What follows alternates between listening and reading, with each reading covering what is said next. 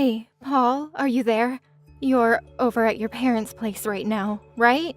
Could you get back over here right away? Huh? Pardon me? I think the baby is coming. I should head to the hospital. Could you drive me there right away? No, can't do it. Wait, what? Why not?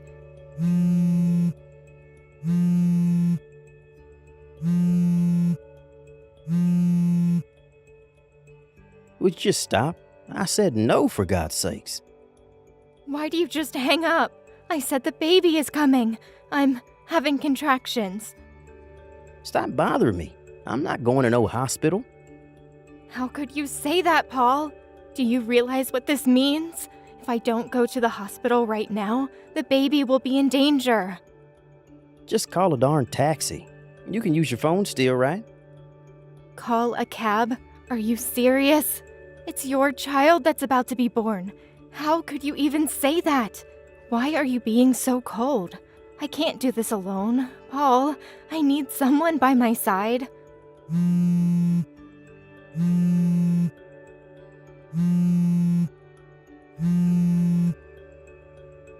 Damn it, you don't give up, do you? I'm too busy to deal with you right now. Don't tell me that Kathy is also having contractions. I remember her delivery date was about the same time as mine. I realize you're worried about your younger sister, but I'm in the same situation here, and you're my husband. Why do you ignore me and give priority to your younger sister? She's got her husband to look after her, doesn't she? Get your mom and dad to help out and work something out, would you? You don't all have to be over there. I mean, use common sense, Paul. This is nuts. I said no way. Call a cab. Paul, you stole my purse, didn't you? Huh? What now? I was getting ready to go to the hospital by cab and checked my bag, and my purse was nowhere to be found. Oh yeah. I was on my way to take Kathy to the hospital and I realized I didn't have any money for a cab. So you took my money? Are you serious? Now how the heck am I supposed to get to the hospital? Get this through your thick skull, Trish. I'm not going to the hospital for you. I made up my mind a long time ago that if Kathy's baby came the same time as yours, I would give her priority over you. You cannot be serious. What's wrong with giving your family members priority over a stranger? You had the gall to have your baby at the same time as her. You have no right to be griping on and on about this, so give it up. Paul, I think I'm going into labor. The water. Come on, Trish. Forget the cab. Just have the baby in the bathtub or something. Figure it out yourself. And Trish, don't make a mess. Paul, Trish here. It was a boy. My neighbor, Carol, helped me out and took me to the hospital. I don't know what I would have done without her. You have got to be kidding me. You had to impose on your neighbor? I had no other choice. I had no money for a cab. I could hardly walk, for God's sake. Carol has kids, so she knows exactly how I felt and knew exactly what to do. Without her help, I don't know what would have happened. Once I'm back from the hospital, and if you have time, please thank her. I can't believe you. We need to be on good terms with our neighbors. Don't go giving our neighbors a hard time, would you? Hey, Paul, when are you coming to the hospital? I mean, you could at least pay one visit. I know you're all worried about your sister, but you're a father now. Don't you even want to see your son? As a father, that's the least you can do. Sorry, but I just can't do that right now. Kathy wants me by her side. I just can't leave her. After giving birth, she's really drained of strength, not to mention her emotional state. No, I'm gonna stick by her side until it gets better. By the way, where the hell is Kathy's husband? Shouldn't he be there? Pardon me? I know she's there at your parents' place, but she lives just down the street. Shouldn't her husband be there by now? Shouldn't he be the one by her side? Oh yeah, didn't I tell you? Guess not. She got divorced about a month ago. Wait, what? She got divorced? It seems that jerk was impotent, which meant that the kid wasn't his. Am I hearing you right? That's crazy. Well, it is what it is. So letting her have a kid all alone with nobody to rely on, it just seemed cruel, you know? As her big brother, I made up my mind to comfort her any way I could. Hold on a second. I heard that Kathy was in the VIP room at this very hospital. Is that true? Yeah, that's right. Don't go complaining that you had to stay in one of those rooms with several other patients. I'm not in the mood to hear that. Relative to what you were saying, I sort of think that Kathy's husband would be demanding compensation for, it seems obvious. She's not exactly well off with that hanging over her head. How could she afford to stay in a VIP room? Yeah, well, I paid for all that. You cannot be serious, Paul. We can't afford to pay the hospital fee for 2 women. Are you nuts? So you saying I should just dump on Kathy, huh? My little sister? No, I'm not saying that. All I'm saying is that I wish you would have talked to me before making such a decision. Just think of our financial situation. There's no way we could afford to put her up in a VIP room. Quit yapping on about what's already been done. What's the use? If you keep this crap up, Trish, I may even think about divorcing. You don't want that, do you? Pardon me? You're the one that's gonna pay the price if that happens. You have no parents or siblings to fall back on. That's a low blow, Paul. Even for you. Anyway, why'd you even have to get pregnant? Just my little sister was plenty. We don't need any more kids in this world. This whole mess is all your fault. Why'd you have to go and get pregnant? What you just said, I hope you don't regret it. All a wife has to do is obey her husband. Can you at least do that? Kathy just woke up. Let's cut this short, shall we? See ya. Hey Trish, how are you? Congratulations. Thanks for giving us a grandson. Dad, wow, it's been so long. How have you been? Yeah, not bad. Sorry to contact you out of the blue like this. I got your line ID from your friend Carol, your neighbor. Nice girl, by the way. Yeah, she's great. She told me all about it. She's the one that got in contact with you, right? Yes, that's right. It was by pure chance that I was told about your situation. Chance? You talked to Carol about me before, right? Come to think of it, I did mention you when we were talking about family. With the baby coming and all. Well, she remembered my name and it apparently rang a bell, so she checked me out. And it turned out that I was the president of the company she was working for. She couldn't believe it at first, but she verified the family ties and got in contact with me through the company intranet system. Whoa, wait, back up. You're the president of a company now? Yes, but it's only happened about 2 weeks ago.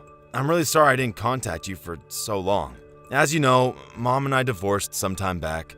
Fortunately, it was amicable. The main reason we got supported was basically because we were both workaholics, lol.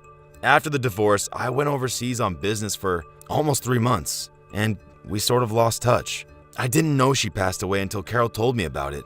I felt terrible. I see. I had no idea.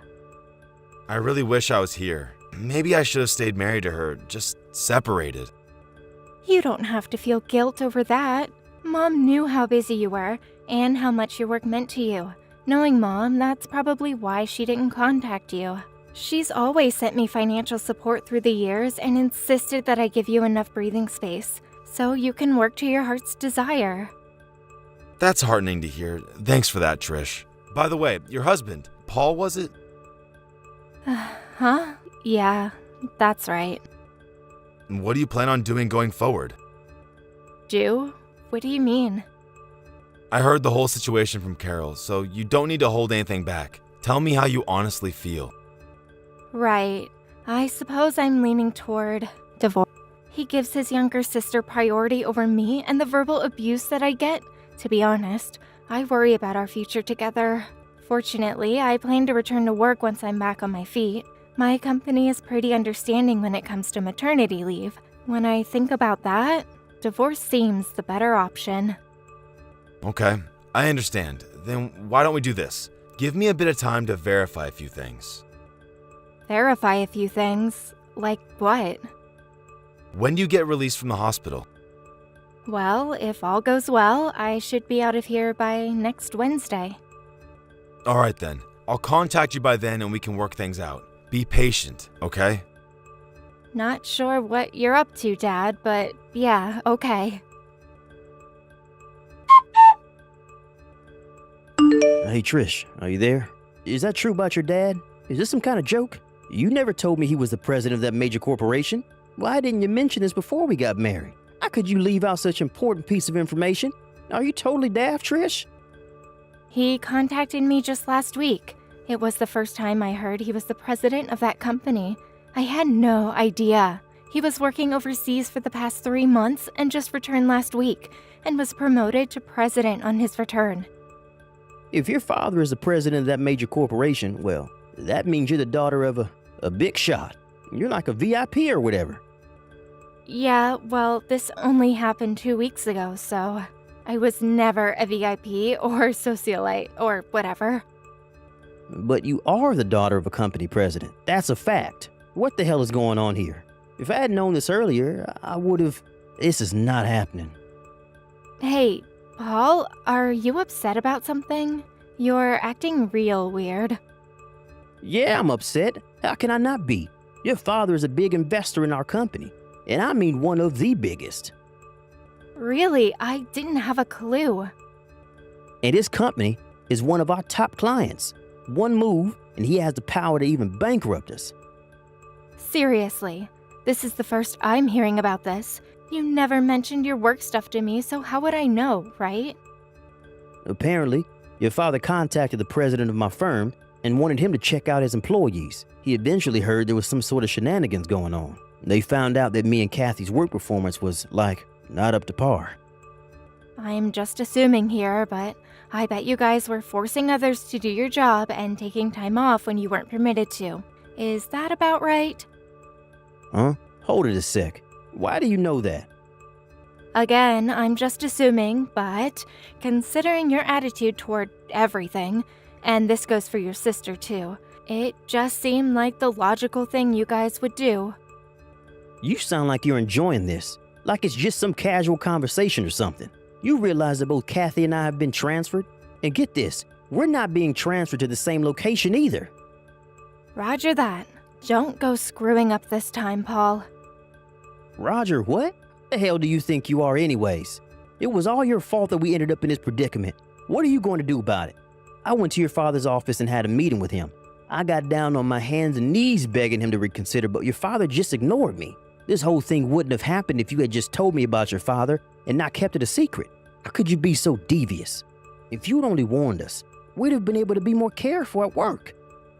Like I said, I haven't seen my dad in a while, and I only learned of this like 2 weeks ago. How am I supposed to tell you when I didn't even know? And for your information, I had no connection to your job. You never told me anything about where you and Kathy worked or what you did. Yeah, so maybe it was my father who checked up on your work performance. But it was you guys who abused your position. To me, it looks like you guys are the only ones that are ultimately responsible. Don't blame all this on me. And another thing, I plan to divorce you once and for all. What? Wait, divorce?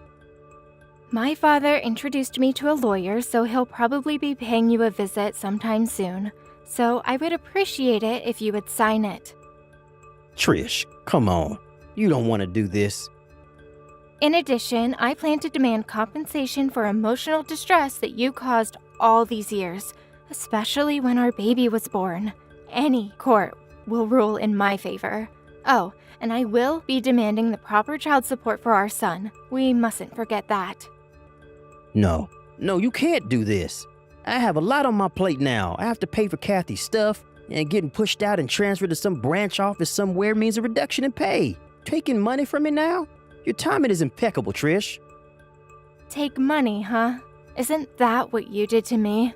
When I went into labor, you stole my purse. Didn't you take money from me then?